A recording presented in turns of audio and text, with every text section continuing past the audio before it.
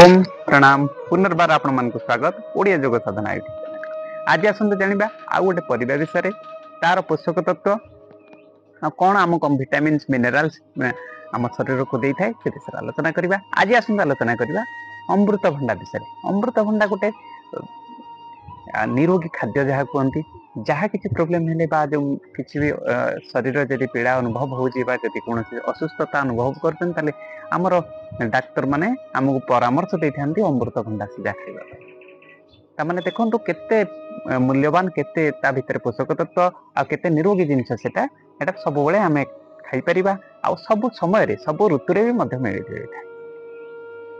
आ भितर कौन कौन सब पोषक तत्व अच्छी ए विटामिन सी अच्छी विटामिन ए अच्छी आउ कैंसर को रिड्यूस बा कैंसर सेल को रिड्यूस बा मारी दबार क्षमता भी अच्छी। कौन ना ता भितर जो एंजाइम रोचे लाइकोसिन आउ बेटा कैरोटीन जोटा कि कैंसर भाया सेल को डैमेज कर दी थाए डिस्ट्रॉय कर दी थाए मूलपोछ कर दी थाए। आउ विटामिन ए सी जेहेतु रही है एंटीऑक्सीडेंट काम करता है। फाइबर बहुत मात्रा रही आमर डाइजेस्टिव सिस्टम को ठीक रखी थाए। आमर कौन पेट समस्या रहे ना पेट फुला पेट फुलवा जब आम खाई सारा बेले बेले देखा पेट फुली जाऊँगी गैस प्रोब्लेम रोचे तो आम जब अमृतभंडा को सेवन करवा से भी दूरीभूत हम। विटामिन ए रोचे विटामिन ए जदि रोचे आखि आई पावर बा आमर दृष्टि शक्ति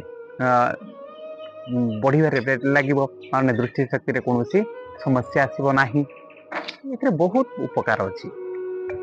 आम अमृतभंडा को कंचारे आम रोषे करके खाई पारती आम पाचिगले भी खाई पारती यहाँ गोटे आम गोटे फल भाव में भी ग्रहण कर गोटे परिवा भाव में भी आम यहाँ नहीं पार ए बहुत उपकार अच्छी। देखो कौन कौन ना आमर आखि को ठीक रख हार्ट को भी ठीक रख कारण आर जो एलडीएल जोटा बैड कोलेस्ट्रॉल अच्छी सेटा को भी से डैमेज कर दी थाए। हार्ट को भी ठीक रखला पेट आमर डाइजेस्टिव सिस्टम को भी ठीक रखला फाइबर कंटेन कर आमर टोटाल सिस्टम टाको इंटरनल सिस्टम जमती कि आमर रहा स्मॉल इंटेस्टाइन लार्ज इंटेस्टाइन एटा को भी ठीक रखिबो। तापर कौन कर जेहेतु अधिक फाइबर कंटेन कर लो कैलोरी फूड ताले वेट को भी बालांस करके रखिपर।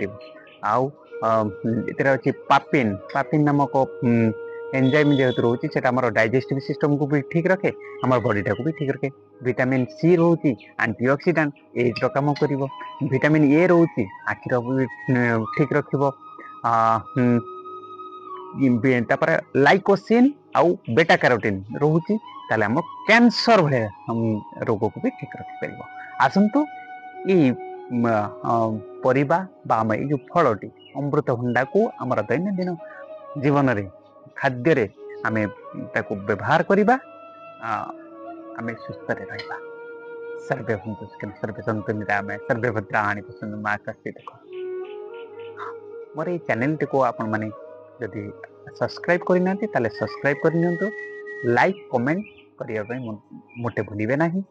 जदि मन रे कोनोसी प्रश्न अछि ताहाले कमेंट माध्यम रे जणाइले मु चेष्टा करिवि तार उत्तर रखिया पय। धन्यवाद।